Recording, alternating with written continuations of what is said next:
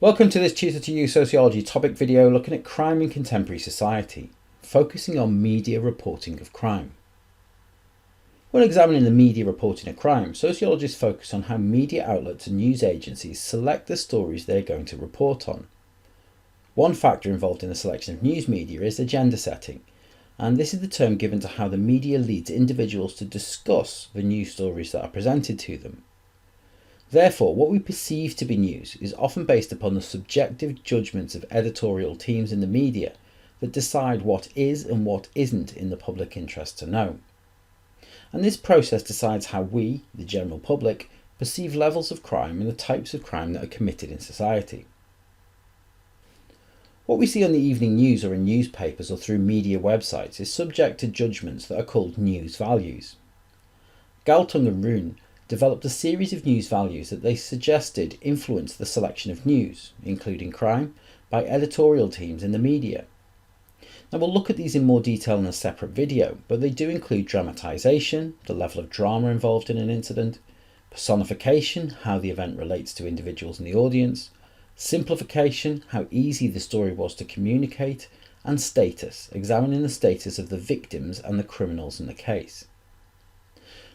The way in which the media reports crime is therefore a social construction, with Cohen and Young stating that news is manufactured and that the purpose of selecting stories is often to attract viewers rather than inform the public. As an example of these news values, crimes such as terrorism and murder are more likely to be presented to the audience due to their graphic imagery. There is also more of a focus on the Western world due to the cultural similarity between nations.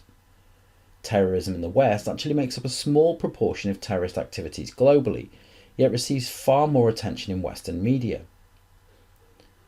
Likewise, the action of celebrities, whether as criminals or victims, receive more attention as people are more likely to read about them due to their higher status in society.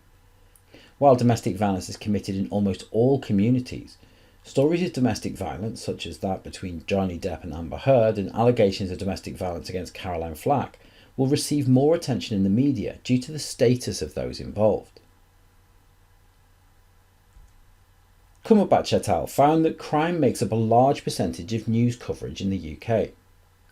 On the main UK news channels and newspapers, there was a range of 38 to 53% of coverage dedicated to crime, most of which depicted violent or sexual crimes. Williams and Dickinson found that this percentage was higher in tabloid or red top newspapers than it was in the quality press, often referred to as broadsheets. This demonstrates the impact of the media setting different agendas for different audiences, with the quality press more associated with the upper and middle classes and tabloid readership often associated with the working class. News media often distorts the type of crime that are committed by centering its coverage on more sensational crimes.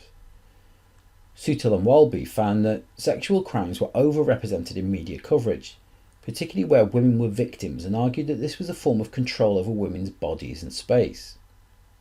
Reiner argued that despite the majority of crime being property related, for example burglary and theft, this occupied very little coverage, although it can be argued that crimes of this nature have become so commonplace that they represent little value to news media.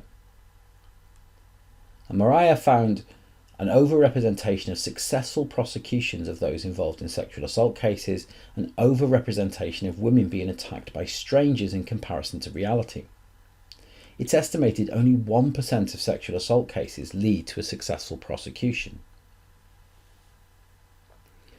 Of course, the role of the media in creating and maintaining moral panics is also included in discussions of media and reporting of crime, particularly the stigmatisation of minority groups, often as a result of manufactured moral panics.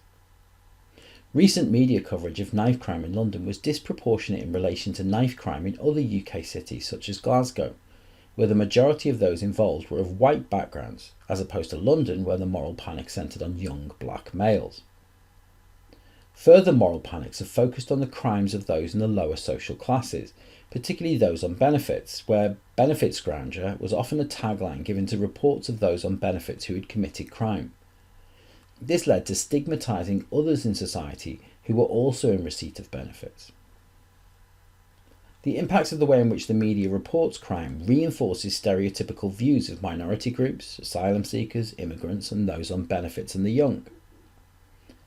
This then leads to further isolation in society as people come to condemn or fear these groups. The media's coverage of crime also increases the fear of crime, particularly in those that consume large amounts of media from sources that focus on the activity of criminals. A final impact of media reporting of crime can be seen through the control of behaviours, particularly women's behaviours. Newspapers often adopt a similar approach to that of positivist victimology, in subtly condemning the victim for their choices of partners, clothing, being out alone, or their consumption of drugs and alcohol. This acts to reinforce traditional views of women needing to be protected or abstain from activities that males are routinely involved in. This dangerous form of victimology excuses criminal behaviour by males by condemning the victim for not conforming to outdated gender stereotypes.